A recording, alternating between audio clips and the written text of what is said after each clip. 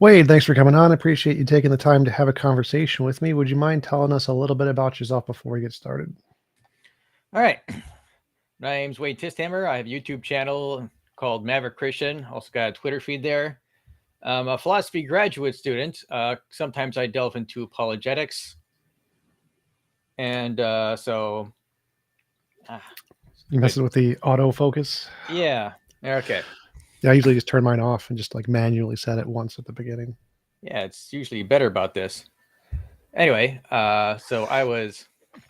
Maybe I should do manual focus. Okay. Yeah, so like I was saying, philosophy grad student, YouTube Maverick Christian. I'm a Minnesotan. I live in Minnesota. I grew up in a Christian home. I kind of started questioning my faith when I was around high school or so. Maybe we'll get to kind of argument that sort of convinced me that God probably exists if we have time to do that. Let's see. I'm on the autism spectrum, and I kind of suffered from depression for a little while. And yeah, I think in some ways you're similar to me. We're both also nearsighted. Cool. I'm an atheist, by which I mean I believe that everything we see in the universe is best explained by naturalism, physicalism, no need for the existence of God. I don't think there is any evidence for the existence of God. Could you tell me some of the reasons you believe there are for belief in a God? Sure. So I think there's a significant evidence in favor of theism, but one of the things that I learned when you study philosophy is that a lot of this just boils down to different intuitive perceptions. So one of the nice things about arguments is that even if they can't convince like someone else, you can at least find intuitive points of divergence to find out where people's intuitive perceptions differ. So I have some slides in favor of that. Oh, you just unshared your screen. Oh, how about now? Is it sharing now? Now it's shared. I think you reshared it because I didn't unshare it before. Yeah. So all right. So and slideshow from current slide. All right. So this, I think, in my opinion, is a big Achilles heel for atheism. It's one of the reasons why I am not an atheist. So there's a moral argument is actually a few arguments that use morality as evidence for God. So we can boil it down to, for this little presentation, the awareness of morality, the existence of morality, not logical explanation for morality, but it's important to understand what I mean by morality. So moral obligations have an ought component. Morally wrong for someone only if they do it. But what type of ought are we using here? And this is where I think atheists and theists can sometimes talk past each other because they might not be using the moral ought in the same way. So some types of oughts are descriptive. It has that type of ought that has only descriptive characteristics. So an example would be when if you want to do well in school, you ought to study just means something like as a matter of practical necessity, you need to study to do well in school. But there's that other type of ought we use that's what we could call a prescriptive ought, for lack of a better term. It's that type of ought that is not really descriptive. So for example, when someone says you should not torture infants just for fun, they might be using this type of ought, that type of ought that does not have only descriptive characteristics. And so the moral ought, how morality is normally used, and by most people, albeit not everyone, is that it's that prescriptive ought. That is, it's false that the moral ought has no properties besides purely descriptive ones. So an action is only obligatory only if they prescriptively ought to do it. So again, as a warning, some non-theists have moral semantics where moral oughts are purely descriptive, where they have only descriptive characteristics. So argument for moral knowledge goes like this. If God does not exist, then we do not have moral knowledge. We do have moral knowledge, and therefore God exists. So for the second premise, relatively easy to point out. Just point to an example of something we know. We know it's wrong to torture infants just for fun, and therefore we don't have moral knowledge. Now, again, that's one premise one could deny. They could say, well, I don't see any reason to believe that it's wrong to torture infants just for fun. I don't think that's plausible, but some people's intuitive perceptions differ. So an important part about morality and the moral semantics that I'm using is that morality is non-natural. Now, by deontic moral facts and properties, I mean facts and properties having to do with moral obligation, like moral wrongness. Actions moral wrong for someone if they ought not to do it. So here's like a very quick oversimplified argument for morality being non-natural in the moral semantics I'm using. All natural facts, facts of chemistry, physics, etc., are descriptive, like electric charge, mass, inertia, all those are descriptive facts. But deontic moral facts are not descriptive facts. Deontic moral properties do not have only descriptive characteristics. So therefore, deontic moral facts are not natural facts. If you want to dig deeper, I go into this more rigorously and like some math and symbolic logic. But yeah, we don't have to go into that right now. So how do you know that moral wrongness exists? So one idea is that we know moral wrongness exists because we can empirically detect it. We can see things that are morally wrong. But the problem is that moral wrongness is non-natural. So barring the supernatural, like supernatural clairvoyance, anything outside the natural world can't causally interact with the natural world. So we can't empirically detect it. To illustrate, imagine a moral nihilist and a moral realist observe some jerk kicking a dog just for fun. The dog whimpers and pains and runs away. Now, imagine two observers agreeing all the same physiological and psychological facts. For example, the dog felt pain and suffered minor injury. Now, one person says, I don't think moral wrongness is attached to that action. A moral nihilist who thinks nothing is morally wrong. Another person says, I think moral wrongness is attached to that action. There's no empirical way to determine who is right here. Both views, moral nihilism and moral realism, are empirically identical. That's what I mean when I say that moral properties are empirically undetectable. They agree on all the same empirically observable facts. So if we can't empirically observe morality, how do we know about it? Well, moral wrongness is empirically undetectable. In practice, we rely on intuition to believe that moral wrongness exists. Just seems true to us that moral wrongness exists. So how does our moral experience, that is our moral intuition, properly justify our belief in morality? Well, on theism, a theist could believe that God designed our cognitive faculties in such a way that when they're functioning properly, intuitively apprehend morality's existence, or certain elementary moral truths, like it being wrong to torture innocent sentient life just for fun. So on atheism, it seems that physical processes of which evolution plays a role produce the moral intuition, and while this might give us belief in morality, wouldn't provide moral knowledge. This is largely because, barring the supernatural, moral wrongness is caused inherent. Its existence would have zero effect over the natural physical world, including whether our brains would produce moral intuitions. Another way to think about it is that we'd have the same intuitions of morality existing, regardless of whether morality existed. And that would seem to undercut such intuition, properly justifying our belief in morality, too. Use an analogy. Suppose Sally uses a metal detector and believes there is metal underground solely on the basis of the detector's report. But this metal detector is faulty. The detector reports there's metal underneath it, regardless of whether such metal exists. And that would seem to undercut the metal detector's report from properly justifying the belief that there is metal underground. So even if there were metal underground, Sally's belief wouldn't be knowledge. The application for atheism is that, barring the supernatural, our brains would give us the same intuitions of morality existence, regardless of whether morality existed. And that would seem to undercut such intuition from properly justifying our belief in morality. We might have true belief, but it wouldn't be knowledge. Just like the metal detector case scenario. And so on atheism, it seems like we wouldn't have any good reason to believe that morality exists. I mean, suppose Sally, for example, finds out that the metal detector finds out that it would report that there is metal underneath, regardless of whether there is such metal. Well, that would undercut Sally's belief that there is metal hidden underground. She wouldn't have any good reason to believe that such metal exists.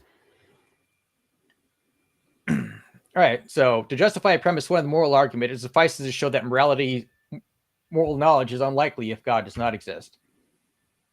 So, for example, it's a theorem that given A, probably C entails probably if A, then C. And for math and logic nerds, that's what it looks like.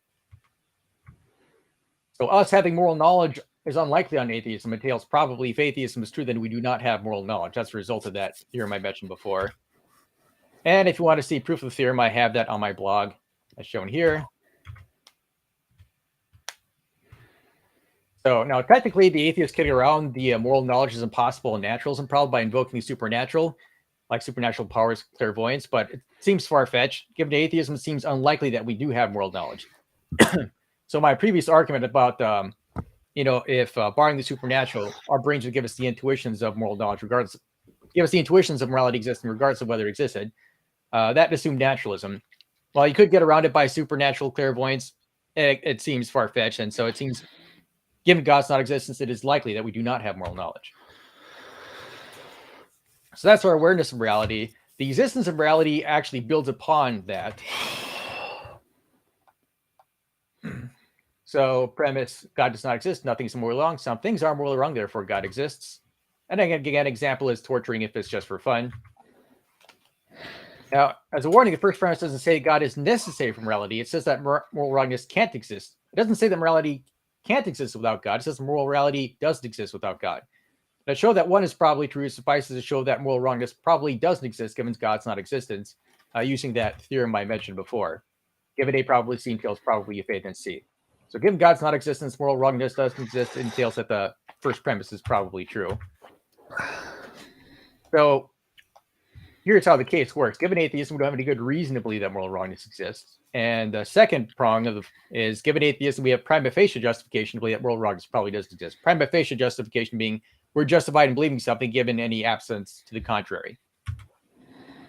So, as I mentioned, it kind of builds upon the previous argument. The argument for moral knowledge. Moral wrongness is non-natural, empirically undetectable. We have the faulty metal detector analogy to illustrate why. So what about the second one here? Well, we can use the argument from queerness. To give an example illustration, suppose I say there is an invisible unicorn floating above my head.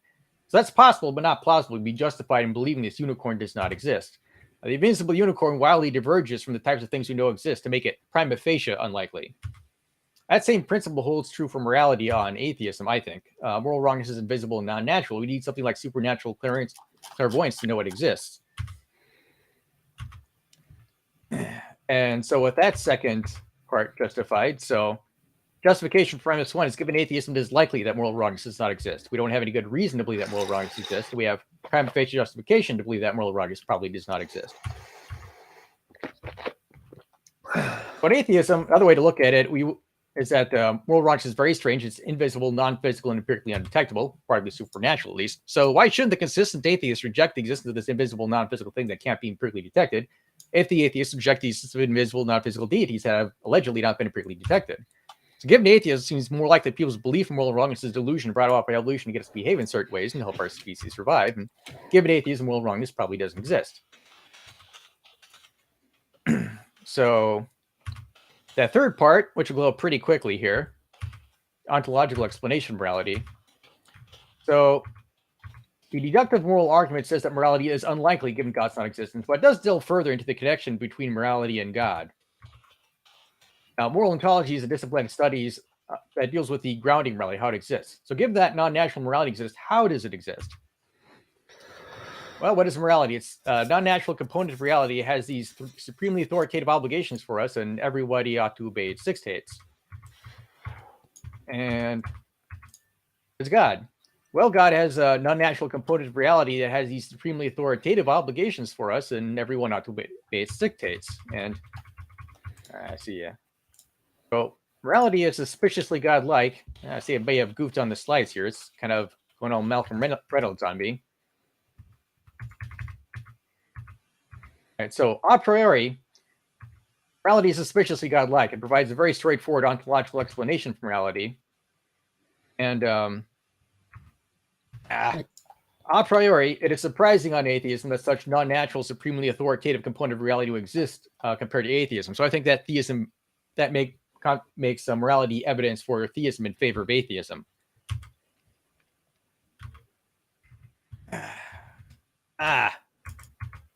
All right, I'll just do this.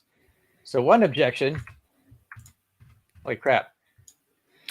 One objection is that if morality were grounded in God, then God could have commanded for us to, for example, torture infants. Yeah, we can just stop with the slides. I don't none of it's addressing any of my points anyway. So let's just go back to the beginning. Your argument for God is morality. Morality is best explained by evolution. There is no evidence for any kind of morality. Beyond that, you have to make a bunch of inferences to go beyond that. I'm a moral realist, so I of course believe there is objective morality. You can have that without a God. I think that's probably the best place to start. So best thing is morality. The best evidence for morality is purely evolution, physical. There's no supernatural evidence of any supernatural, any kind of morality whatsoever. So your argument's debunked from that stage and initially. Now, I agree that we should hypothesize about objective morality and try to make predictions to. So I'm a bit confused here. So which premise are you tackling? I'm not going to address anything you said in your slides. Just a waste of time. So first thing, morality is best supported by evolution. It's just, if you disagree with that, you're just disagreeing with everything in science. Secondly, if there is objective morality, the better explanation is going to be naturalism. Moral naturalism is the best explanation of morality. Positing other things is just baseless. So why do you think that mean, first, you'd probably comment on the fact that there is no evidence for morality beyond evolution. That's a problem. Secondly, even if there is, it's going to indicate naturalism is better. You are muted? Can you hear me now? Yes. Okay. You are muted again.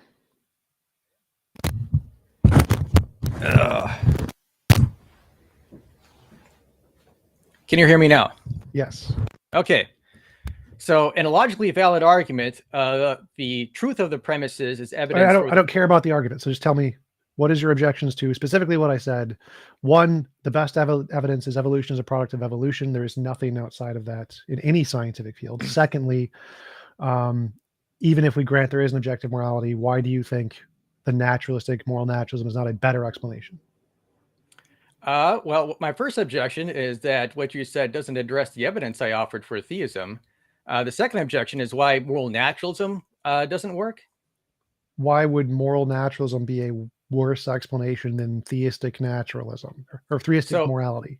So moral naturalism is the idea that moral facts and properties are reducible to natural facts and properties. Yes. Now, why do I think moral naturalism is false? Well, it's because it sounds like we might be using a different moral semantics. That's why I defined morality earlier in those slides. So my definition of morality is that where the moral ought does not have only descriptive characteristics, would entail that moral non-naturalism is true, that something like moral wrongness would be a non-natural property. Well, there's two problems there. One is that oughts could be purely natural. There's no reason to think they can't be. Secondly, I agree there aren't any oughts, but more importantly, a morality without oughts is a more rational morality anyway. Like moralities that entail oughts are significantly less rational and entail more philosophical problems, have less explanatory power, don't correspond to reality. So just taking out the oughts makes a better model anyway. Okay, so it sounds like you disbelieve in the type of morality that I had defined earlier when I did my slides. Because the type of morality I had in mind did have moral oughts. Like an action is morally wrong for someone only if they ought not to do it. And Sure. that type of ought was that type of ought that is not purely descriptive. So it sounds like you would disagree with the premise that we do have moral knowledge, that morality exists in the sense that I had defined it in the slide. Well, it's true, but I'm making a more general argument here. I'm saying moralities that specifically reject that are epistemically better. So models of morality that don't have oughts are better models of morality, regardless of whether or not I accept one or the other. Well, if you define morality in the sense that you get rid of that moral ought component, I don't really think morality in the normal sense of the term. I think when people say an action is morally wrong, they have in mind an ought component. And if you don't have that, you don't have morality in the normal sense of the term. So you could define morality so that you don't have the moral ought, or that moral oughts are entirely descriptive. But I think at that point, you're really just changing the subject. You're not dealing with morality. Your volume is like going up and down. It's breaking up a little bit. Oh, what is wrong with the audio here? Okay, can you hear me now? Yes. Okay. So you could define. I heard what you said. So I don't care. The typical way it's used doesn't make a difference here. What morality is it's a sensation we get when we perceive certain action. So we see someone torturing a baby for fun. We see, we feel that's immoral. So whatever is causing those feelings is morality. It's just de facto that's the case. What people tend to think the word means is irrelevant. It's just not evidence of anything. Well, it is relevant because we need to have effective communications between atheists and theists. We have to know like where we're coming from. So, for example, if you said, "I do believe in morality," and a theist says, "Well, I think morality's existence is unlikely if God doesn't exist, and here's why."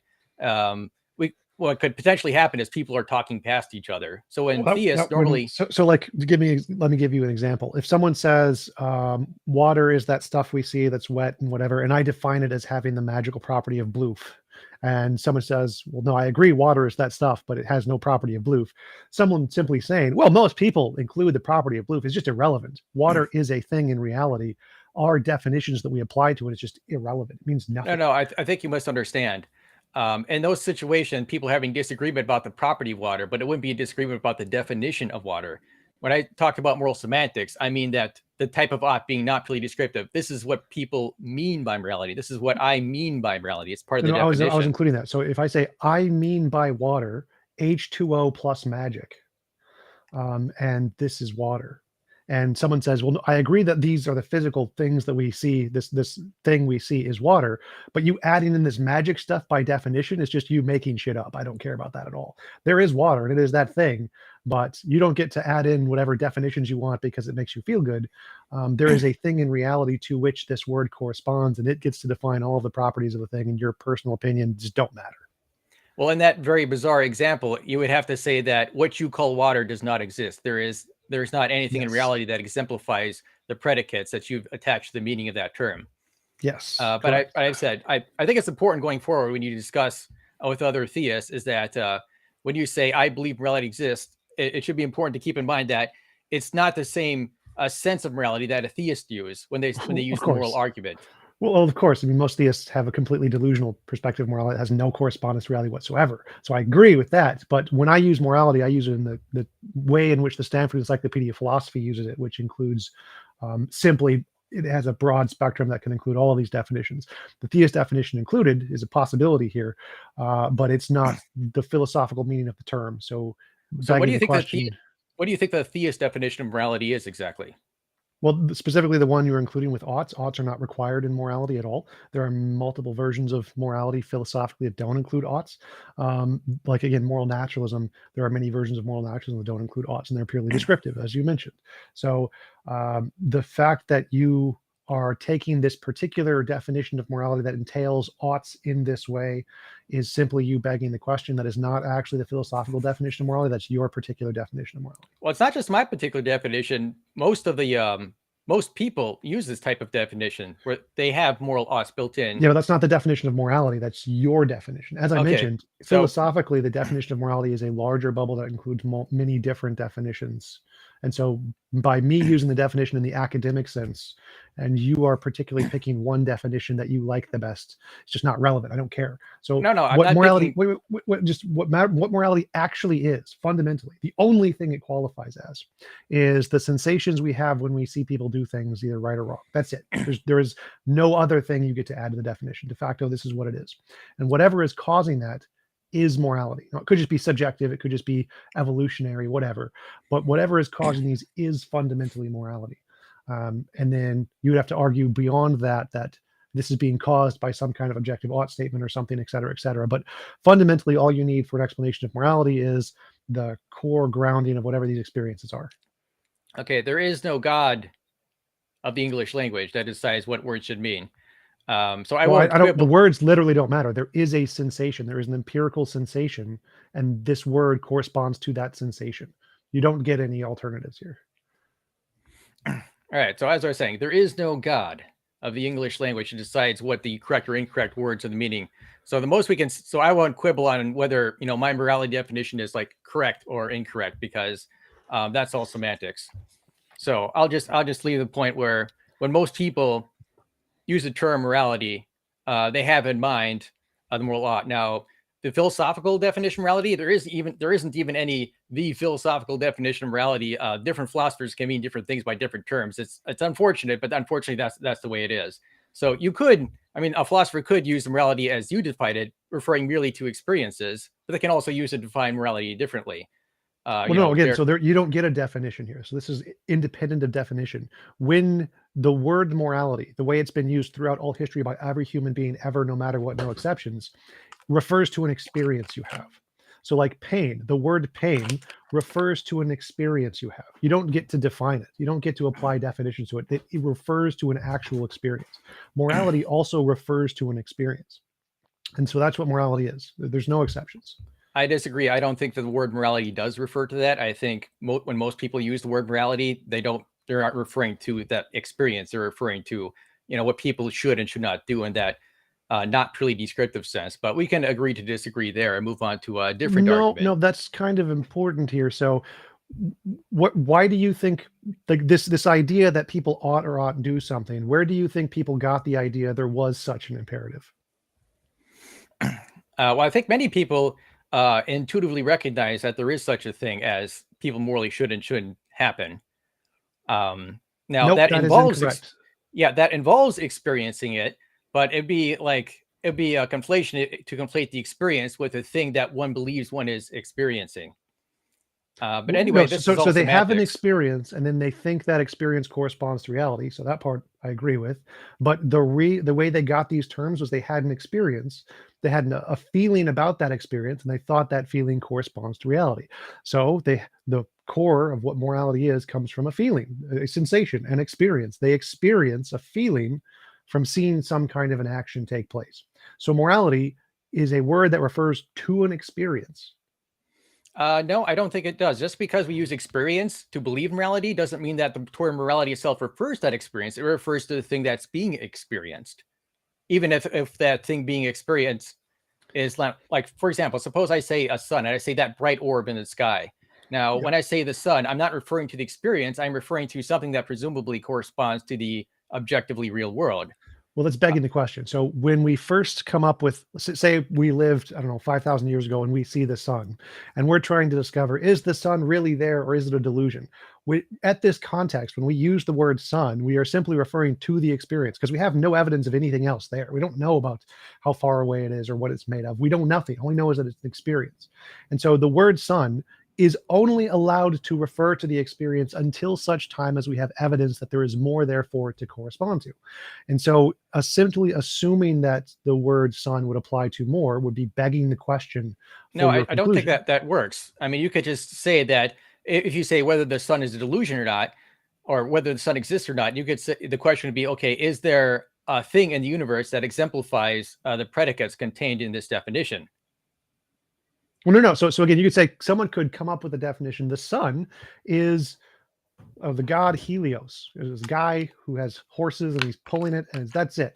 Like obviously that's a dumb definition. But everything that they are using to refer to the definition of the sun is their experience, and then they're adding this other stuff from their imagination.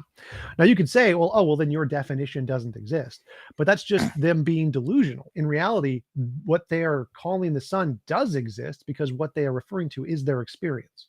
That's fundamentally what they're referring to, whether they realize it or not. They're just adding in a whole bunch of imaginary gibberish that just doesn't matter to the argument. So in philosophy, what morality refers to is the experiences. Now we don't know what that's caused by, but we agree that it's real. We agree that it's objective. We're both moral realists, and no, we we're want not. to know. We're not. You don't believe that the morality as I defined exists. You're a moral anti-realist with respect to the moral semantics. Well, this is why the religious perspective is so gibberish, because that's like saying that someone who defines the sun as being pulled by the god Helios with horses, when there's literally no evidence to correspond to that, and they're just saying from the direct experience they have, which is evidence of some kind, they're adding in all this gibberish with no evidence, and then they're defining the entire concept around that imagined concept. Well, and no, saying that's not. That's exactly what you're doing. That's exactly what you're doing. So it is. So we have something that we have one part. No, you're making shit up is what it's called. Is the technical term, making shit up. So we have one thing that we actually have good evidence for, the experiences of morality. Everybody agrees that's a real thing. Yes.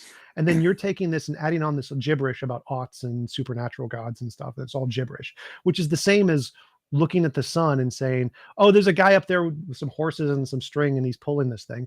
No evidence of that whatsoever. That's just making shit up. So the fact that in that culture, that was the common belief of the time period, doesn't matter. Literally no one cares. It's irrelevant. But we both agree the sun exists, even though you define it differently because you've added up all this made up shit that just isn't there. What we really mean, how language works in the brain, just from linguistics in general, is the word we use, sun, corresponds to the experience. And then from that, we try to discover what is causing the experience. You don't get to add on your made up definitions and say, this is the sun. Like, no, it's not.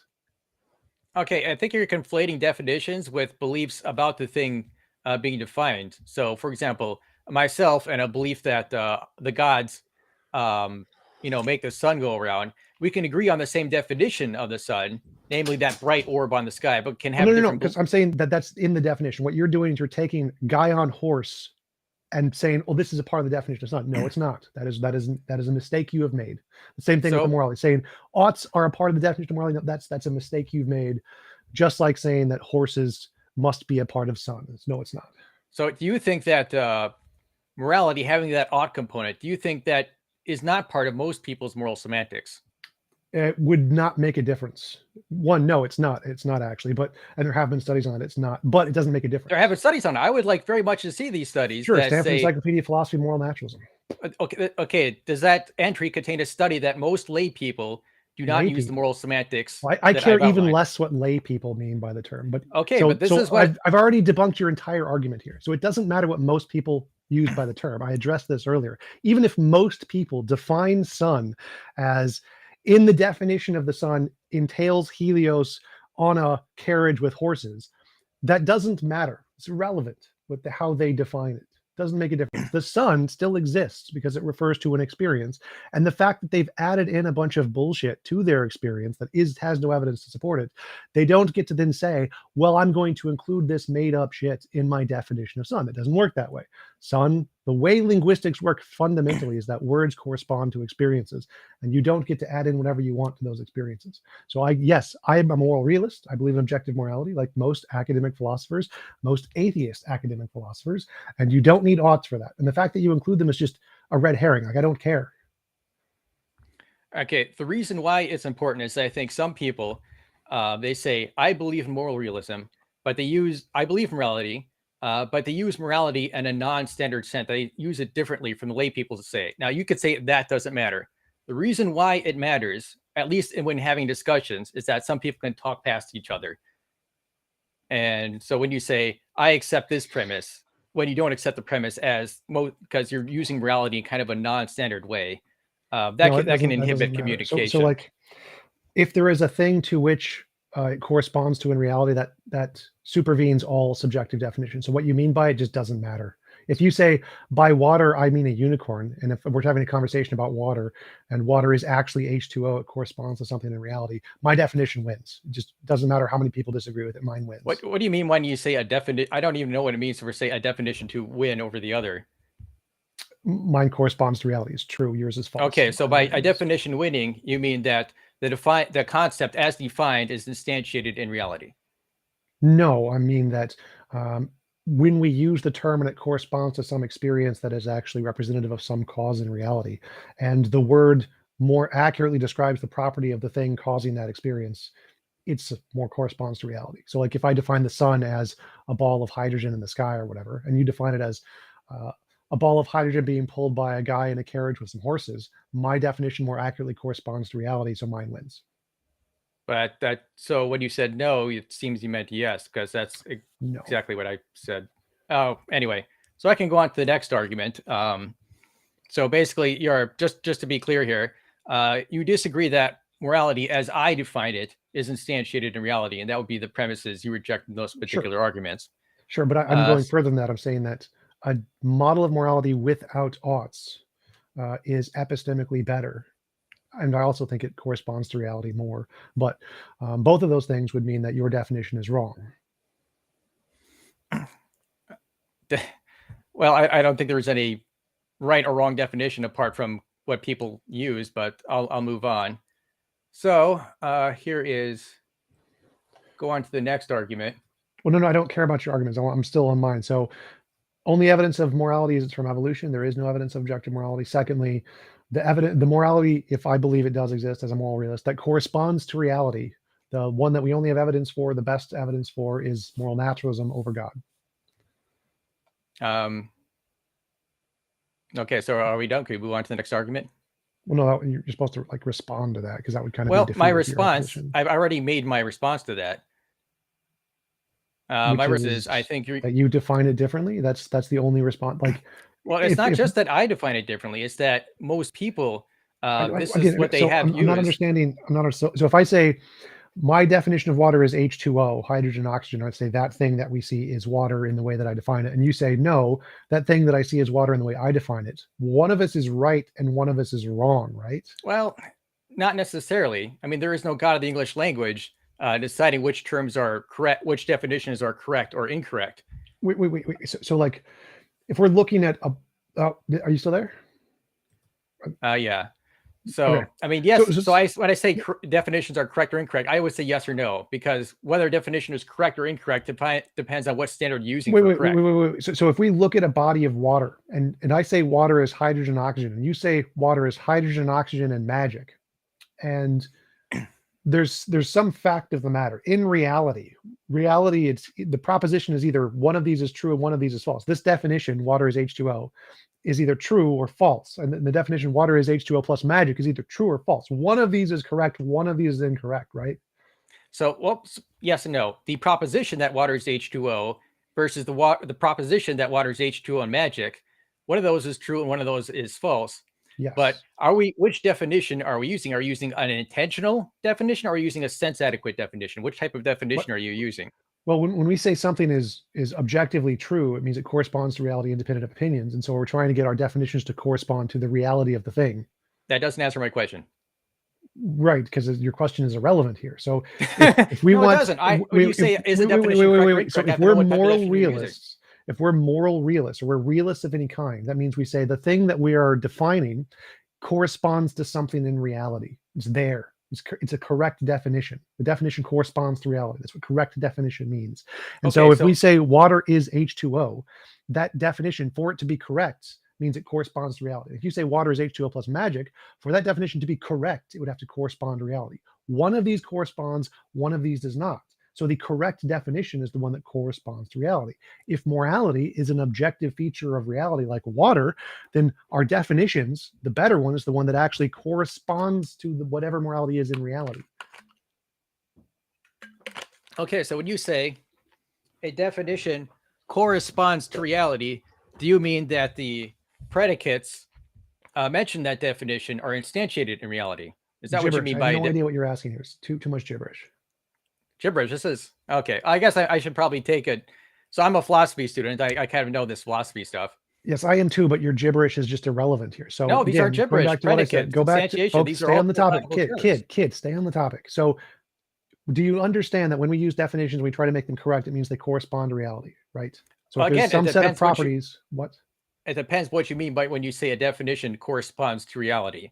Now, when you say a definition corresponds to reality, what exactly do you mean by that? Do you mean that this definition fits with what most people mean by the term, or do you mean that the thing that's like the stupidest question? When someone says corresponds to reality, no, they do not mean what people mean by the term. No. I mean, talk about definition corresponding to reality. No, I don't care. Like, this is so stupid. What people mean by the words, nobody gives a shit about. We want to know something that's true, independent of all people.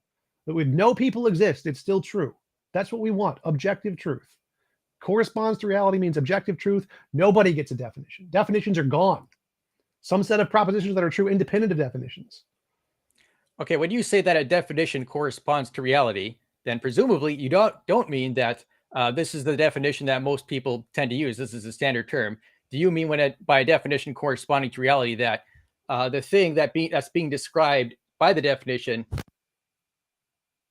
You cut out again. Your mic stopped working again.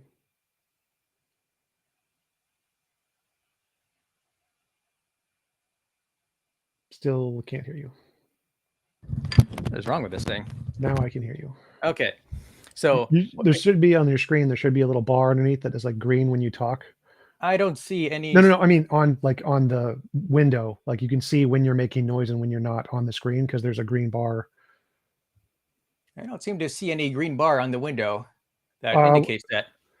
So like there's a picture of you and me on the top left, and beneath the picture there should be like a green sound bar where you can. Oh, a vertical. Yourself. Well, I see vertical bar, but it's just always green.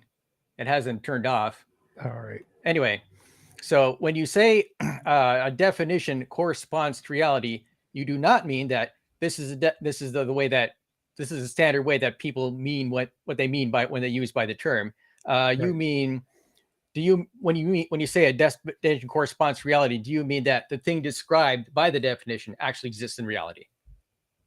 Is that what you mean by definition? That's closer to what I mean. Yes. Okay.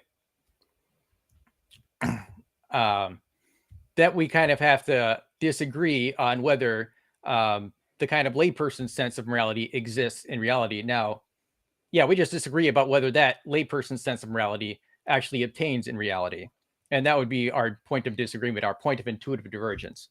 Right. So if we're both trying to describe what morality is, and you say the common person's definition is this, and I say that doesn't accurately correspond to what morality is. Morality does exist. My definition is what actually exists, and that is a thing in reality. Then mine is the correct definition because mine exists, yours does not. I wouldn't say it's the correct definition because I think we're using different. Apparently, we're using different definitions of what a correct definition is.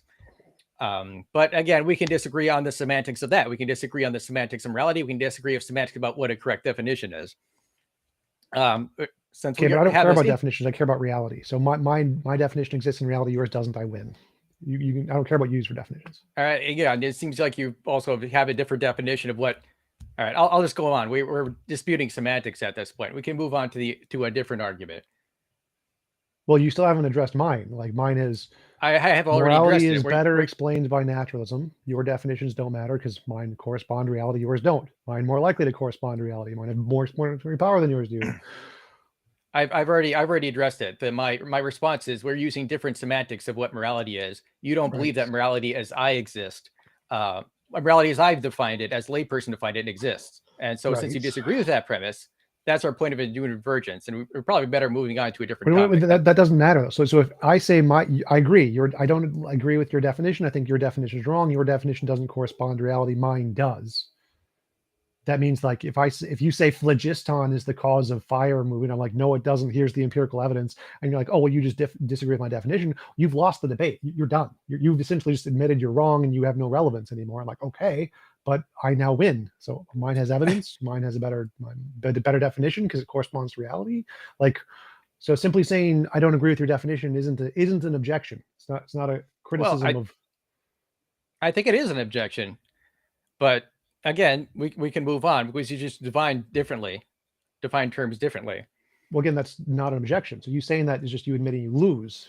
So I'm hoping you have something a little more substantive. Well, the fact that you use a different semantics than I do doesn't really do anything to show that any premise of my argument is false or unjustified. You just disagree that morality as I've defined it exists, and that's our disagreement. No. I'm not saying. I'm saying that that your definition is false. The premise that entails that definition is a false premise. There is a better, my premise that entails my definition is a true premise. They think that my definition is false. Okay, so we have a number of problems here that boil down to semantics. We disagree over what the term over how we're using morality. You disagree over what it means to have a correct definition and so forth. Yeah, we're better off just going to a different argument, I think. Okay. So let's see. I have another argument we can use. You don't need the slides. You can just tell me. Well, I think the slides help a lot to explain it. Let's see.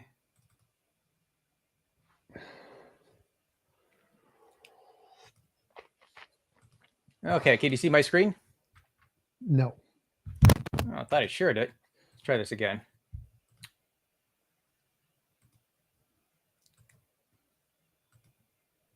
All right. Now I can see it. Okay. So, arguments for theism. So I have a couple here. They basically use the same type of reasoning. So we can have two conceivable universes. The way we can see the universe conceivably could have been like. One is a randomized hard drive universe, a universe akin to a randomized hard drive, a chaotic, jumbled mess, disorderly, unpredictable behavior at every moment. But there's another type of conceivable universe, what we call a software universe, a universe akin to a complex computer program with sophisticated mathematical algorithms directing behavior. Universe with the consistent mathematical patterns ubiquitously imprinted to nature via physical laws, such that it makes physics almost ludicrously successful in precisely predicting behavior. Examples include relativity and quantum mechanics. So the physical laws are akin to behaviors directed in an orderly and predictable fashion. So here's an example of what I mean by software. Here's an equation and an algorithm the universe has for kinetic energy. Can you like what's the argument exactly? Because none of this is relevant. Absolutely none of your slides are helping me at all. What is the argument? I haven't got to that yet. I'm explaining certain aspects of what I'm talking about. I don't need that. Just tell me why do you think the fine tuning is evidence of God versus non-God? I didn't. This is not about fine tuning. I didn't even. Oh, what's not fine tuning? Teleological on the screen. All right, what's your argument? Just tell me some arguments. What is the argument? All right, I'm getting to that. No. Just tell me now. Okay. So let's get to that here. So here's one argument. If God does not exist, then the applicability of mathematics, that is our universe being a software universe and a randomized hard drive universe, is just a happy coincidence. Applicability Premise mathematics one is false. It can be a determined factor of nature. okay. There you go. I haven't finished yet. Applicability mathematics is not just a happy coincidence. Therefore, God exists. Now, you could argue It's a false dichotomy fallacy. Okay, I don't think you're quite understanding my argument, but it's not entirely your fault because I haven't finished describing what my argument is. Now, you could object to say that the mathematics in the universe, as well as psychophysical harmony that I haven't gotten to yet, is metaphysically necessary. Yeah. Or it could be a brute fact. That's true too. Yeah. So, physical harmony. I'll get that here. Just we don't need the slides. Like, they are not helpful. What is the argument? Well, they're helpful to explain what my position is, because I don't think I quite understand what my current slide. So psychophysical harmony. I'm the one viewing them, and I'm telling you they're not helpful. They don't in any way help. So it's incorrect to say that they are helpful. They're not. Just what's the argument? Okay, metaphysical. I'll just skip that. So metaphysical necessity objection. So an argument assumes that the explananda, whether software universe or psychophysical harmony is metaphysically contingent, the universe could have been different in those respects. Perhaps the explananda, that is the things to be explained, are metaphysically necessary, would have obtained even without a designer. So my objection to that is that it proves too much. Think of an illustration. Suppose a meteor shower hit the moon to spell out there is a cosmic designer, a supernaturally fine-tuned certain parameters so this message would appear. Now, suppose we discover that, yes, indeed, if certain initial parameters of the early universe were altered, even slightly, no meteor shower text could appear. Now, imagine someone says, this is not evidence for designer because perhaps the initial parameters were metaphysically necessary. Now, this rebuttal, I think, clearly doesn't work, but why doesn't it work? Because we have prior evidence of designers who do these kinds of things. That's why it doesn't work, but it has nothing to do with the origin of the universe. We have no evidence that of prior supernatural designers of the universe. At any rate, in addition to no, like if something is spelled out on the moon through a meteor shower, the reason that we can infer that's designed is because we have lots of evidence of things that are designed that correspond to these kinds of languages, and things that are not designed, that are like rock patterns or grass patterns or whatever. And so if we didn't have that, if all we had in the universe was just a moon with this spelled out, you could not infer this was made by a mind. So the only reason you can is because we have prior evidence of things being designed by minds and what they look like, and that's it. So why could the metaphysically necessary objection work here? You could just say, well, it's metaphysically necessary that these fine-tuned parameters of the universe will work out that way. It would. That's what I'm saying. I'm saying that in this case, where all we have is a moon with some writing, saying that it's metaphysically necessary is equally as good as any other explanation there. It's random, it's designed, anything. If you have no other prior data to infer one is more likely than the other, then they're all equally likely. Okay, so in this scenario, a meteor shower hits the moon to spell out these words. And we discover that certain parameters are indeed fine-tuned so that if they're altered even slightly, no meteor shower text would appear. So do you think this metaphysically necessary objection would be a good one? Would this rebuttal work? Yes, unless we have other prior data of things in the universe, then yes, they're all equal. All right, and let's see here. Okay, so you're gonna just bite the bullet and say, in that fine-tuned meteor shower scenario, the fine-tuned meteor shower would not be evidence of design, because that metaphysically necessary objection would actually work. Yes, unless we already know the pre-standard conditions of the universe and what it would actually come about. We have no reason to believe that there's any kind of intelligence changing those things. So, for example, if we're looking at the fine-tuning of the universe in some way, there's nothing in the fine-tuning that indicates a mind whatsoever. Could be equally as plausibly explained by a randomness, just pure randomness, a brute fact necessity, or the best explanation is the one in physics of the fine structure constant being indicative of some supervening law that interconnects them all and causes a proportional pattern in them. And that's the best explanation. That's the only one that has evidence that's better than the God one. Why would the fine structure constant be a worse explanation than non-physical minds which have no evidence? Well, I think we do have a lot of evidence for it, but one of the reasons so what we have here is there's this thing that roughly goes, one philosopher's modus ponens is another's modus tollens. I might have gotten those switched around. But it seems to me that if we did find if there were a fine-tuned meteor shower, forget the meteor shower, it's a false analogy. No, it's not false analogy. It is a false analogy. I don't want to go into the false analogy. So tell me just in this physics, the constants in the universe. I agree. If we change any of the constants slightly, no life. Okay. But why do you think that would be indicative of a designer as opposed to undiscovered law that is intertangling the forces to have a certain proportionality? I'm not using the fine-tuning argument. That was never a part of my teleological arguments. Unfortunately, you didn't let me finish my presentation, so we didn't quite get the idea. Mine was on the fact that we live in a software universe rather than a randomized hard drive universe. And the other one was psychophysical harmony. It seems extremely coincidental that we do have are you familiar with the psychophysical harmony thing? I think I've heard Inspiring Philosophy mention it sometime. All right. Would you like me to explain it? Sure. All right. So I don't need the slides. Please don't bring up the slides. A complete waste. Okay. I'll see if I can stop sharing here. We have might not help you, but they might help your viewers. They are making fun of it. It might help your viewers correctly understand my position.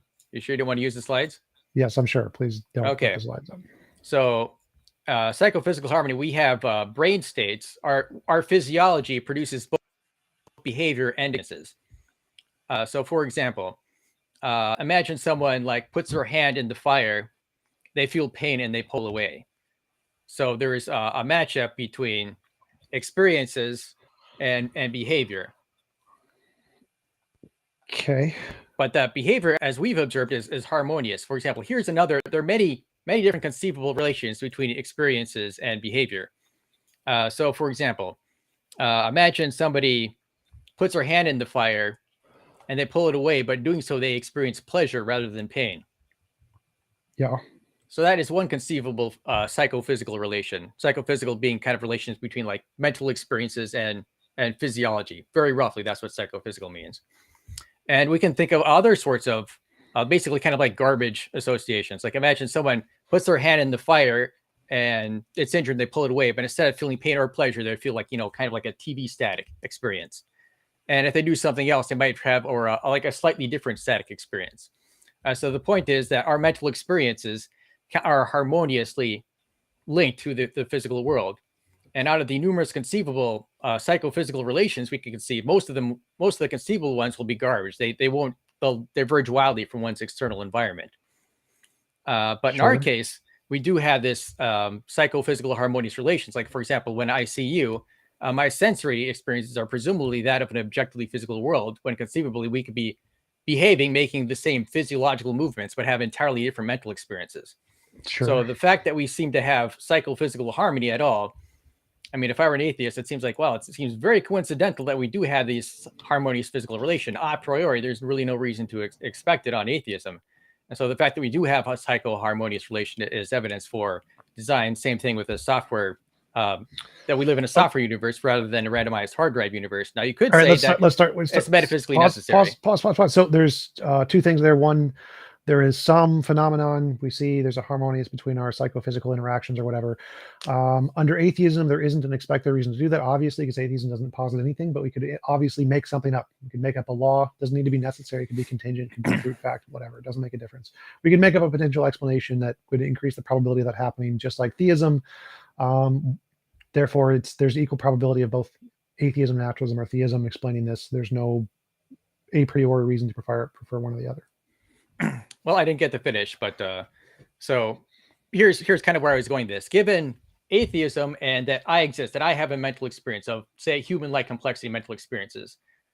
Given atheism and I have mental experience. Let's go with just naturalism. So why would naturalism, which there's infinitely many versions of naturalism that I can posit a law that determines whatever I want. And there could be a law that causes a determining factor between psychological experiences and motivations or whatever, just like there could be a God to do that. So why would one be more plausible than the other? Okay, so if you allow me to finish, I can kind of explain my reasoning. I mean, I don't just tell me, answer my question.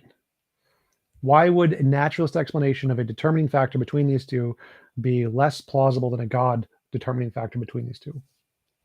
Okay, so to explain my reasoning, if naturalism, and given that I have a mental experience, that I have a mental state, the odds are, just given those two facts, the odds are overwhelmingly in favor, epistemically, probability speaking, just given those two information, by far the most likely is that I'm basically living in a dream world, that I basically have like a garbage mental state. No. Remember, so the premise of my argument is that there is a determining factor that your beliefs will correspond I'm getting to reality. that, but you keep interrupting me. So if you Well, like no, slow down you the said the first interruptions. premise you said was wrong. The overwhelming probability that no, if what I'm saying is there is a determining factor, then the overwhelming probability could just be one. There's 100% probability your beliefs will correspond to reality, depending on what I want to make up this thing to be. So the point of this argument is to show that you have made up a sky daddy and you have pretended the sky daddy has a particular nature to cause us to have beliefs that correspond to reality. That's nice. I can make up a quantum field that has a particular nature that causes us to have beliefs that correspond to reality. We can both make shit up. So why do you think your made up shit is different than my made up shit? Okay, so if you allow me to continue, now, given naturalism, by naturalism I mean just like there's nothing supernatural. Nothing supernatural. Combine that with the fact that I have a mental experience of human type complexity. Given just those two propositions, the epistemic is overwhelmingly likely that I have a dreamlike garbage mental state. Well, no, that's false. That's just demonstrably false. Like, I don't know how you're getting nothing that you said. None of the conclusions followed from the premises there. That's complete gibberish. If you allow me to finish. So like naturalism on its own, suppose you're right. There is naturalism with no supernaturalism whatsoever. That tells us nothing about what the naturalism is going to make us do. So there could be a kind of naturalism that makes it determined that we're going to all believe in magical puppies. Like, who knows? There's no statistical variance there saying that if there is no supernatural, anything in the natural is affected. Nothing. So the probability of, suppose there is a world of nothing but natural, and suppose there is a world of nothing but supernatural, or suppose there's a middle world of a combination of both. The probability of any particular belief under all three systems is exactly identical. And if you think there's some difference, then why do you think there's a difference there? Okay, so I'll try explaining again. So given naturalism, there's nothing supernatural. And given just that I have a mental experience, the odds given just those two propositions is I'm overwhelmingly more likely to have some sort of garbage mental state that wildly diverges from reality. Because okay, but that's the exact same as the supernatural. So because please let me finish. There are numerous conceivable mental states. So imagine like I'm lying in bed supernatural and dreaming. Imagine I'm lying in bed dreaming. Out of most of the conceivable mentals, I'm rarely dreaming about lying in bed, because out of the most conceivable mental states of a certain complexity, most of those are going to wildly diverge. You still have not presented a symmetry breaker. So all of that is still true. If the world was only supernatural. If you stop interrupting me, I could get to this. Well, you're just gibberishing over and over again. Like, it shouldn't be too hard to say the symmetry breaker is X. Now, on theism, there are such things as God would presumably like to have moral agents, and for moral agents to interact, yes, you have a made-up determining factor. I can have a made-up determining factor too. For there to be moral agents, we would have to basically not live in a dream world. So on theism, it's arguably more likely that that's false. But again, that's not a differentiating factor. So again, as I said, if there's a world of just natural, the probability that our beliefs or ideas correspond to reality is whatever. It's very small, just on a logical conceivability metric. If there's just a world of nothing but supernatural, the probability our beliefs correspond to reality is the exact same logical possibility metric. Well, now, again, I don't think you're understanding my argument. I wasn't comparing naturalism to supernaturalism. I was comparing naturalism to theism. Okay, so let's theism. Say there's just theism. The logical possibility of spectrum of possible gods is exactly the same as the logical possibility of spectrum of possible universes. So the probability of us existing in a universe of naturalism with no God and having a belief of any kind is exactly the same in a universe with a God of having a belief of a particular kind. I disagree. Okay, why? Well, I've already explained why, but I mean, to give an idea of like differing intuitive, I think the type of theism I'm talking about is one with moral agents. Now, you could say, well, you can conceive of a type of deity that is not interested in creating moral agents. Okay, that's good. That's good. Let's pause right there. So you have a particular idea of theism, which entails this very specific version of all logical possible kinds of theism, which entails moral agents. Now, that's fine, but now you're taking the broad logical possible spectrum and isolating a very particular kind. Now, I can do the same thing under naturalism. I can say, under naturalism, I define naturalism to entail this particular quantum law that entails that that minds will exist and that they will have some kind of relevant ideas about the things they exist. And now I've taken the broad spectrum of all logically possible versions of naturalism and isolated down to a particular kind that I like. Now, if we're comparing the two, the broad logical spectrums are equivalent under theism and naturalism, and the particular versions that we've particularly isolated also have the exact same probabilities, even though they're slightly higher than the broad spectrum. So what is the symmetry breaker here between these two? Okay, to help illustrate my point of view, consider again the fine-tuned meteor shower scenario. You could posit a form of naturalism that says, well, these fine-tuned parameters resulting in the meteor shower, well, my version of naturalism says that these parameters exist in the absence of designer. And what's more, these parameters are not only physically necessary, they're metaphysically necessary. And now a theist could say, well, it seems more likely on theism that this type of meteor shower text would appear. It seems more likely to happen than if theism were false. And it's a false analogy because you're talking about human language, which is a not relevant analogy to the laws of the universe. So what is your analogy between the words on the moon and what was it we were specifically talking about, like minds corresponding to reality or something? How is looking at words on a moon analogous to a mind having ideas that describe reality? Okay, if you please allow me to finish. All right. No, so just answer my question. I'm trying to answer it. No, you're trying to finish. I don't want you to finish. I want you to ask a different question, answer a different question, which is, since it's a false analogy, why do you think words on a moon is I don't believe it's a false analogy. I'm trying to explain why. Okay, well, that's what my question was about. So, in the fine-tuned meteor shower scenario, a naturalist could say, well, these parameters are physically necessary. And you could project it a god or a theism that says, well, on theism, you're just positing the same thing. A theism that results has these fine-tuned meteor shower text. So what's the symmetry breaker there? So in my opinion, a symmetry breaker there is if you can chop down naturalism so that it's very narrow, I think you're lowering the prior probability of naturalism. Now, could you say that one is doing the same thing for theism? Well, yes and no. I think that on theism, just like bare theism, just like it seems the type of thing that's more likely if theism is true than if naturalism were false. That's most people's intuitive impression. And I think that applies here. Wait, what was that? Say that again. I didn't understand what you just said. Okay. So if you look in that fine-tuned meteor shower scenario, I think it's most people kind of get this intuitive perception that says this type of meteor shower text, it is more likely to occur if there were a designer to the universe than if it were not. Yeah, that's because words are made by minds, and we don't have any examples of words made by non-minds. If words, oh yes, we do. Up, of course, the naturalists could say we do have an example of words not made by minds. I don't say that. So that's not. And that is wait. So if we were discovering everywhere in the sand there are just A's and B's and C's all the time, anywhere in the universe, independent of minds, and they just happen because of rock sand or something, then no one would intuitively conclude that seeing these shapes in the pattern on a moon would be a product of minds, because it was something we see all over the nature. And in the context of the original conversation of do our ideas correspond to reality, we see that happen all the time in nature without a designer. And so it would be irrational to think that this is a accurate analogy by looking at words which only appear by minds and looking at my ideas corresponding to reality, which don't only happen due to designers, and think that this is an equivalent analogy. It's not. Well, we only see them happen in nature because nature is designed in such a way to have that. Now, begging the question. Huh? Begging the question. Like you're saying that the only reason we see them as nature is because nature was designed to do that, or something along those lines. All right, I misspoke here. This is probably that was probably a bad word to use. We can see that nature is like this. Now, what is the explanation for this psychophysical harmony? One idea is that, well, epistemically speaking, we just got really, really lucky that our psychophysical relations happen to be this way. Another way is through design. Now, you could say, well, it's just metaphysically necessary to be that way. You could, but you could.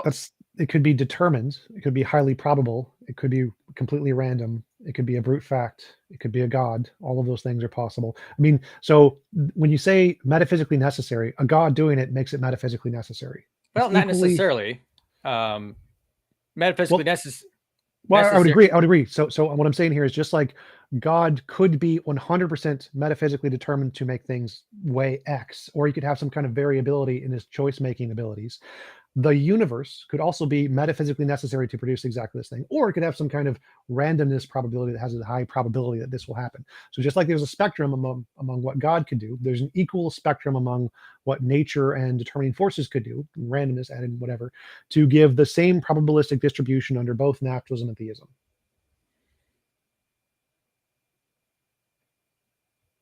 So I kind of disagree with that for reasons I've mentioned earlier.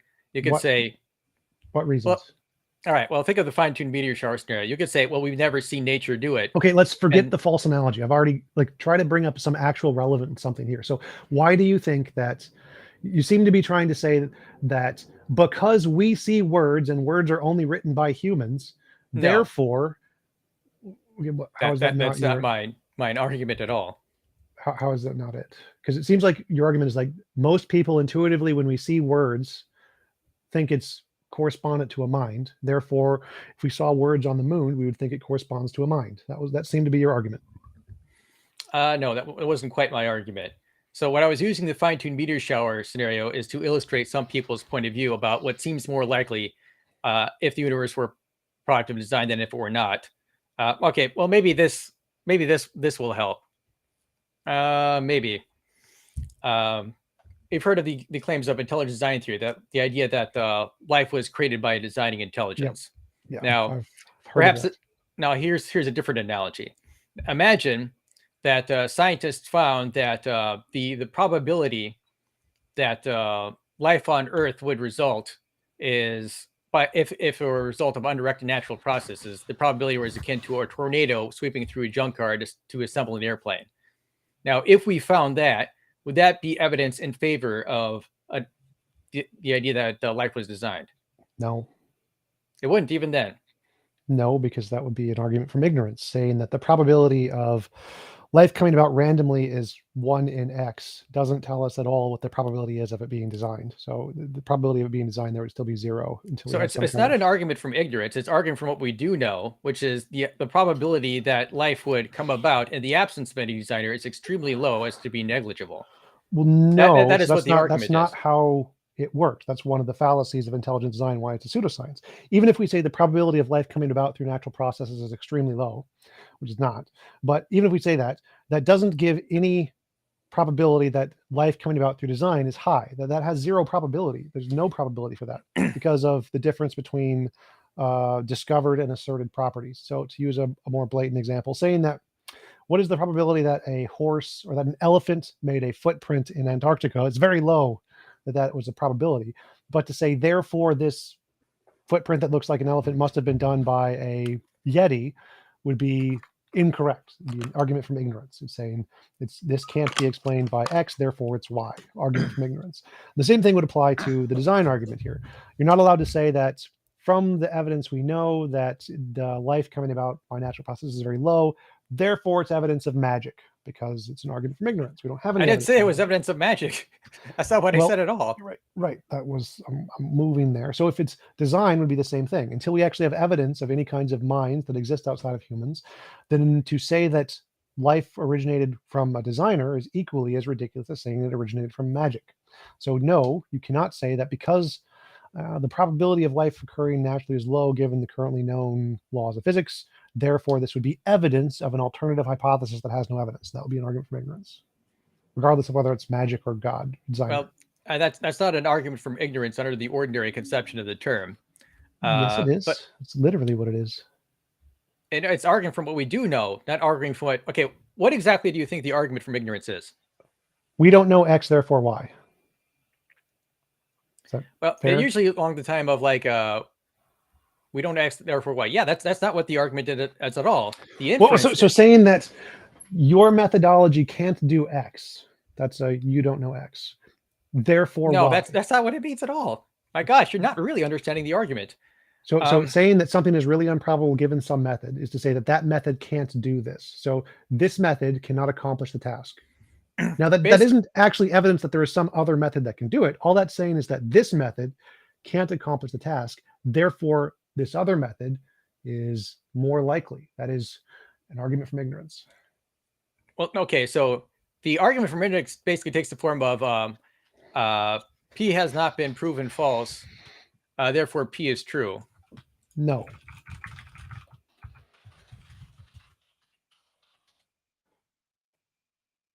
You don't think that's what the argument from it is, that because P has not been proven true, therefore P is false, or that P is false because it hasn't been proven true. You don't think that's what the argument from ignorance is? It's one version.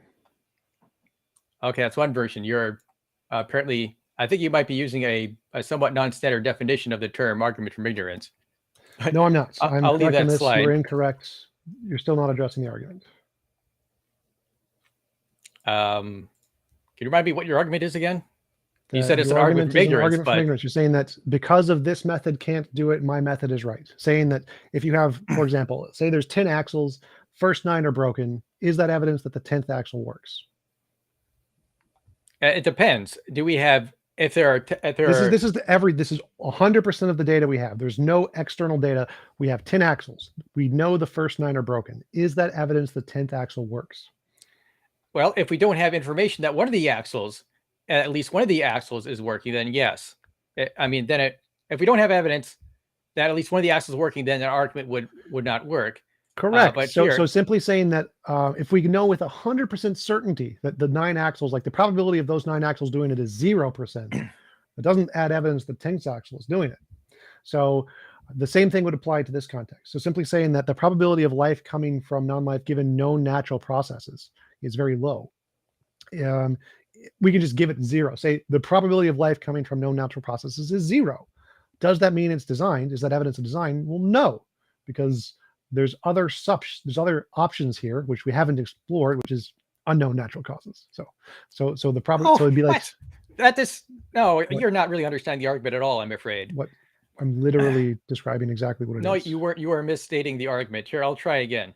So in my hypothetical scenario, the probability, so life, we know that in this hypothetical scenario, we know that life came about on Earth. Somehow life came about on Earth.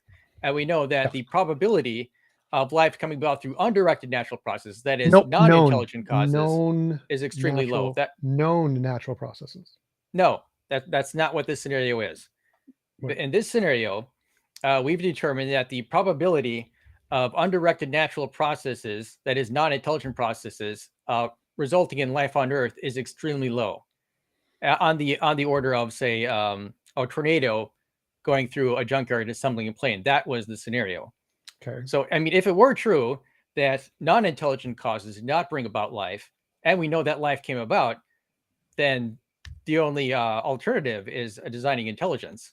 It seems at that point, scientists would maybe adopt directed panspermia or some other form of intelligence design. Because you'd first have to show that design and intelligence could actually do it. You'd again need to establish that that's possible first. So you don't think a designing intelligence is capable of creating Earth-type life? Not if one doesn't exist, no. Well, I guess that would be one. I don't know if many scientists would take that position under that circumstances, but well, that's the consensus right now, is that the reason intelligence design is a pseudoscience is because you haven't actually shown there is any evidence of a designer. So the better explanation is always going to be there is an unknown natural cause, because at least we have evidence of those things existing, and that's going to be a better explanation.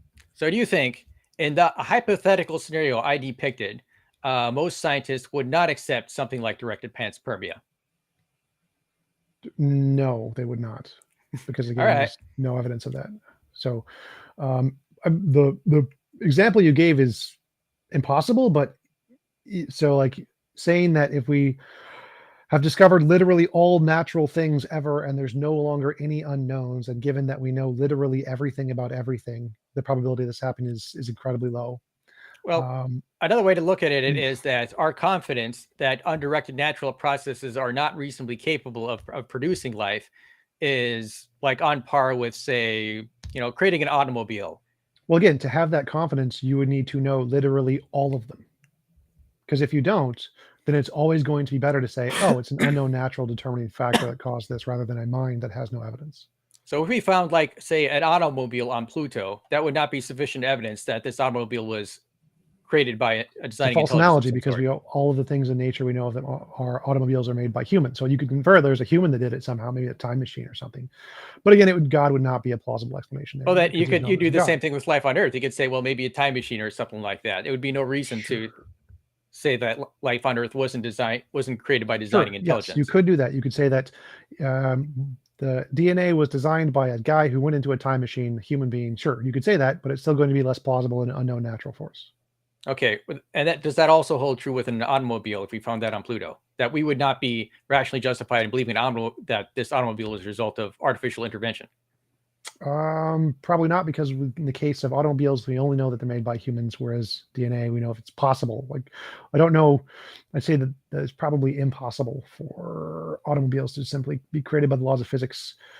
But we know it is possible in the case of minds, and so saying that a mind did it and used a time machine or something would be irrational but possible, whereas we don't know any possible explanation. Now, in my scenario, I said that our confidence that undirected natural processes were not reasonably capable of producing life on Earth are at the same level as an automobile. False analogies.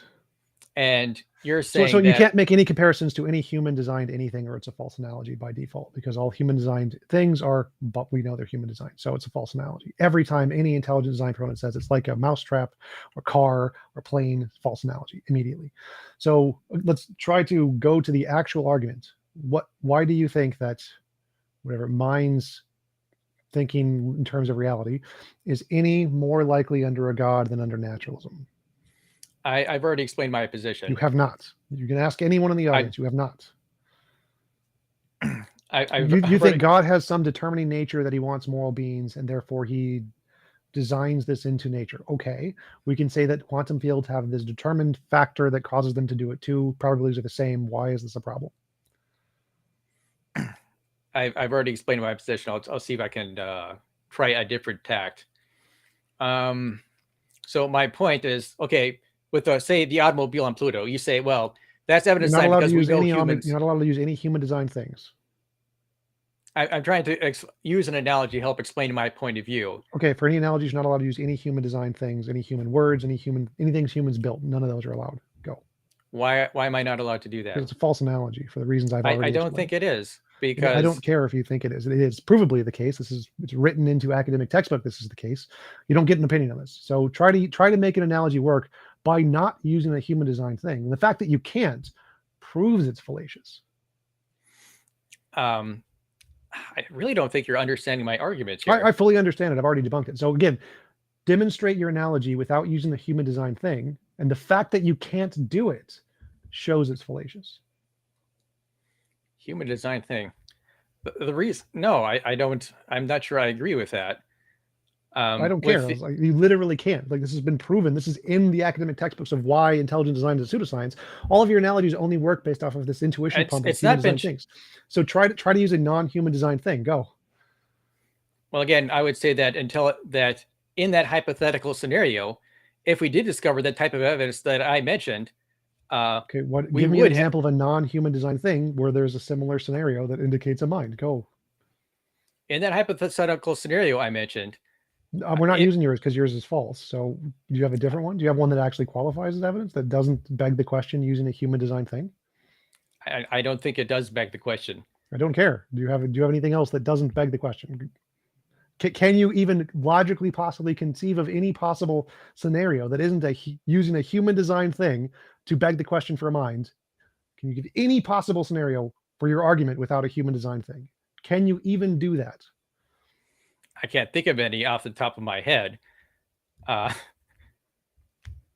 you don't okay, the realize purpose why that's a problem.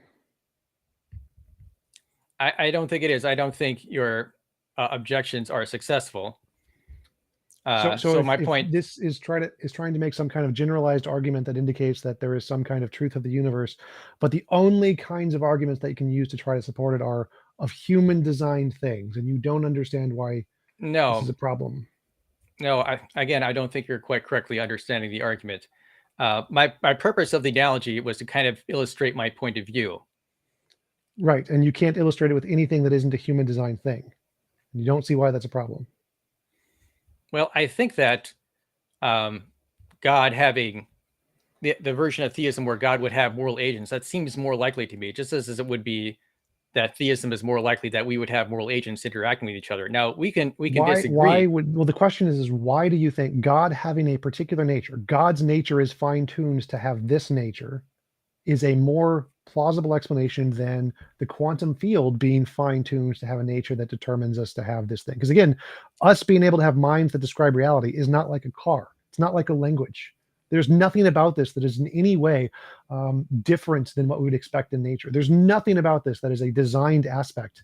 Minds describe reality. In fact, that's something we would expect under evolution, as is the simplest case. So there's no reason to think this is something that would be out of the what we would expect nature to do on its own. There's no reason to think that.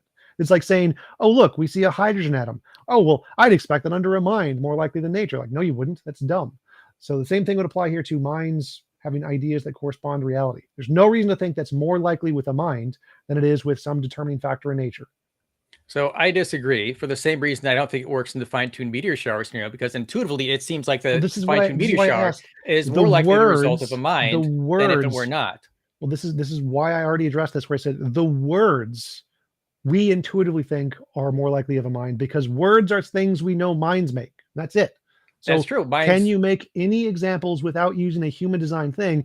No, which shows your analogy fails.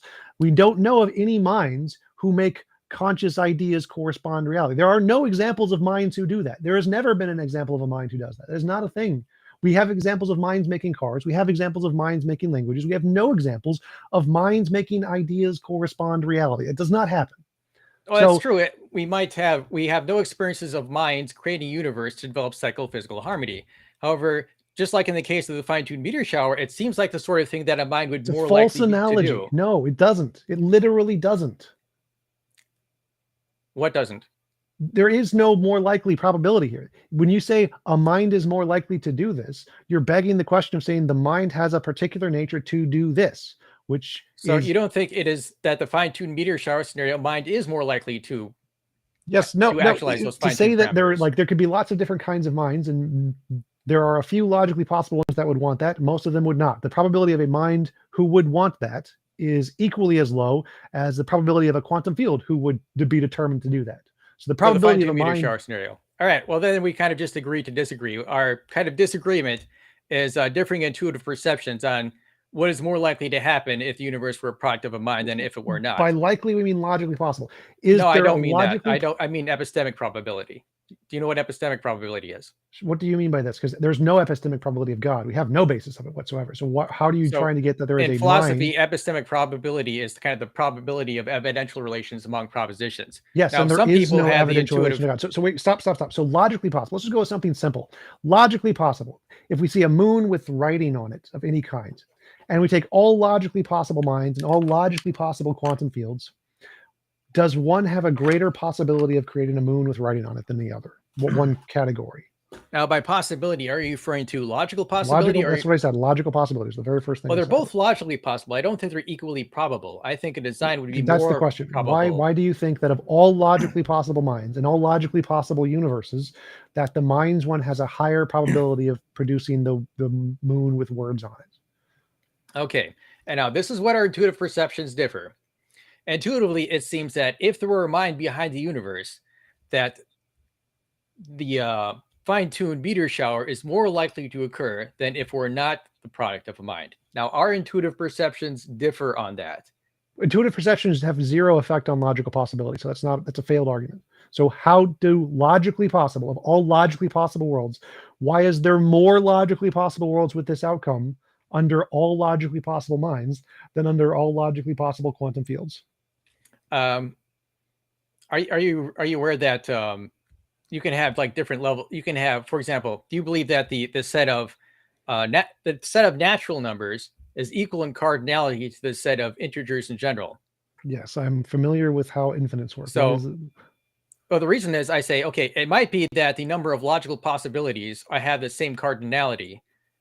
But even so, I don't think they have the same probability. They both have I understand, probability. But how? Why? That's the question. I understand that you're saying that it's more likely under one, but the question is why do you think that? So here's just a basic argument for you of why you're wrong. All logically possible minds have a particular set of desires, presumably, and we'll just assume that. And those desires could correspond to every one of the logically possible quantum fields. So the quantum fields could create a universe with a moon with these words, and a mind could create a universe with a moon with these words.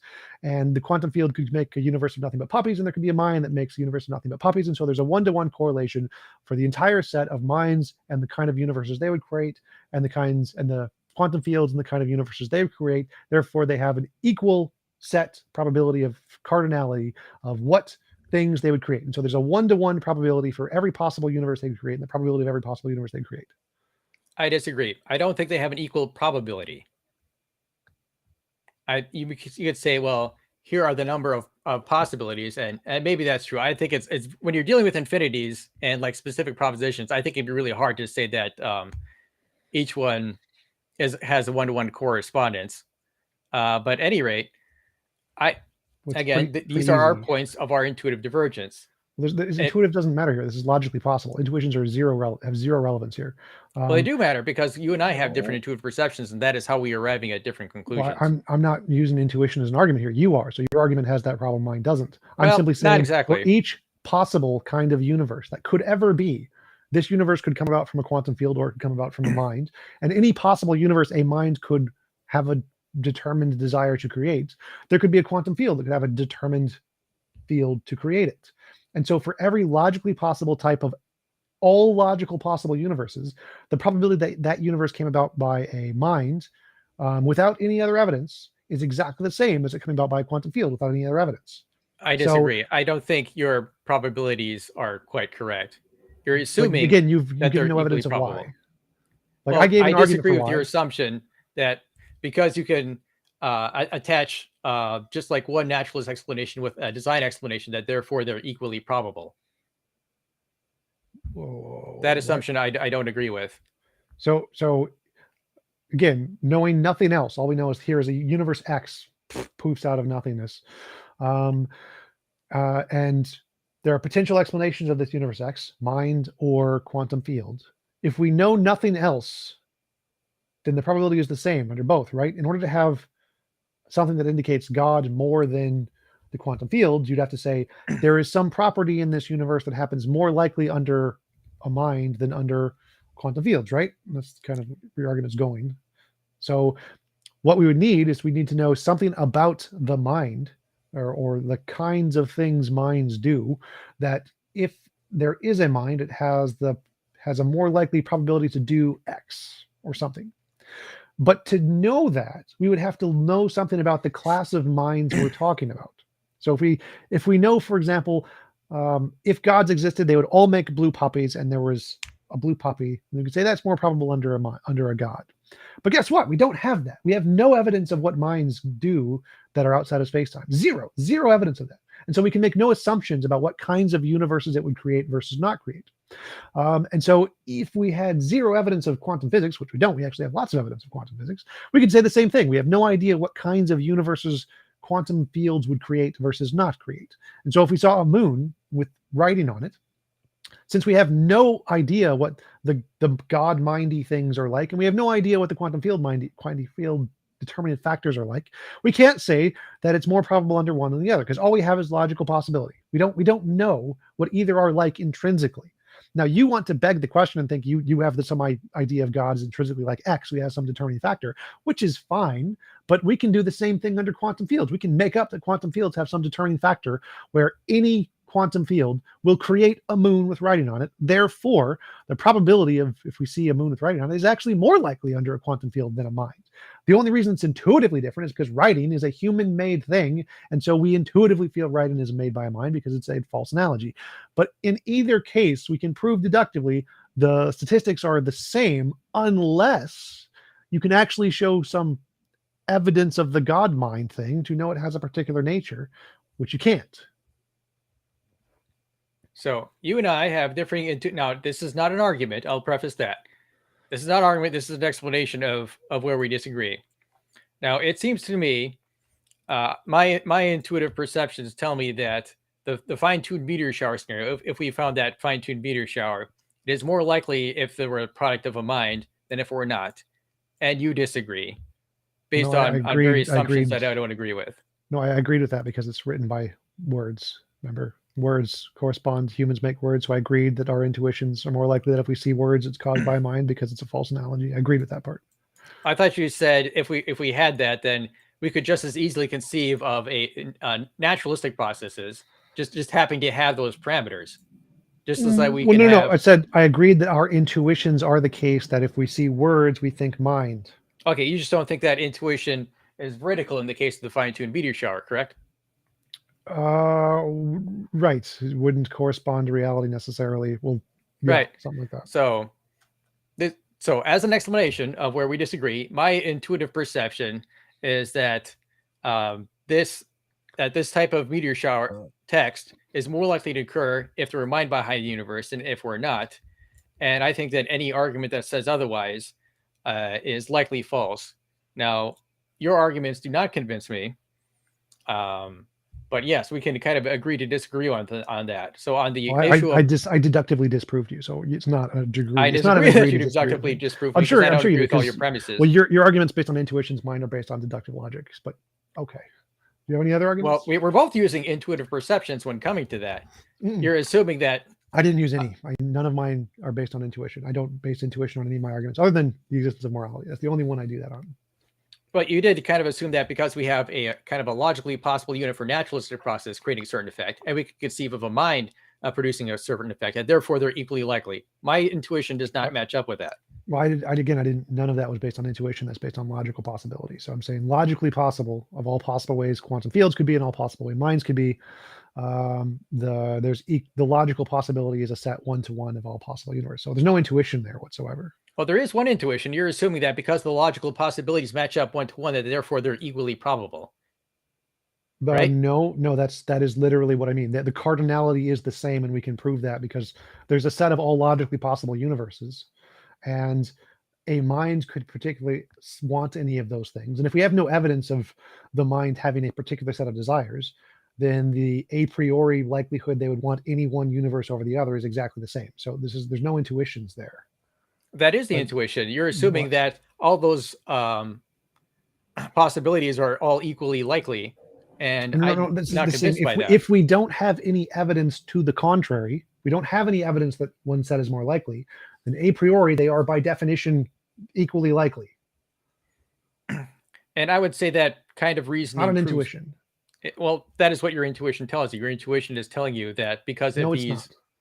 That's literally just what Bayesian epistemology says. It has nothing to do with intuition. Do you have a different argument? Because this one's boring. All right. So our point of intuitive divergence is whether that straw man. I don't use intuitions. Do you have a different argument? So our point of intuitive divergence is straw man. I don't use intuitions. Do you have a different argument? If you stop it, I mean, if you stop straw manning me, like I don't use intuitions. Okay, our point of intuitive divergence. Stop saying that. Stop straw manning me. I'm just going to kick you off. Do you have a different argument?